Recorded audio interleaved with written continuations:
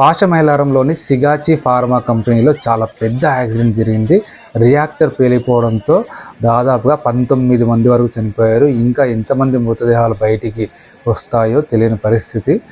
Morning 9:50 సమయంలో రియాక్టర్లో temperature పెరిగి ఆ రియాక్టర్ పేలిపోవడంతో ఆ రియాక్టర్ చుట్టూ ఉన్న దాదాపు 20 మంది అండ్ ఆ రియాక్టర్ పేలిపోవడంతో రియాక్టర్ పైన ఉన్న ఫ్లోర్ కూడా కూలిపోవడం జరిగింది. ఆ ఫ్లోర్ పైన ఉన్న వాళ్ళు ఆయన పక్కనే ఉన్న క్వాలిటీ కంట్రోల్ డిపార్ట్మెంట్కి కూడా ఈ మంటలు వ్యాపించి చాలామంది ఎఫెక్ట్ అయితే అవ్వడం జరిగింది. దానివల్ల మృతుల సంఖ్య చాలా పెరిగింది. ఇక్కడ పనిచేసే వాళ్ళలో చాలామంది ఉత్తరప్రదేశ్, బీహార్ రాష్ట్రాలకు చెందిన వాళ్ళే. ఇప్పుడు చనిపోయిన వాళ్ళలో కూడా చాలామంది వాళ్ళే ఉండడం జరిగింది. ఫార్మా ఇండస్ట్రీస్ అన్నింటిలో కూడా రియాక్టర్స్, బాయిలర్స్ అనేసి హై ప్రెషర్ వాల్యూమ్తో నడిచేటటువంటి రియాక్టర్స్ ఉంటాయి.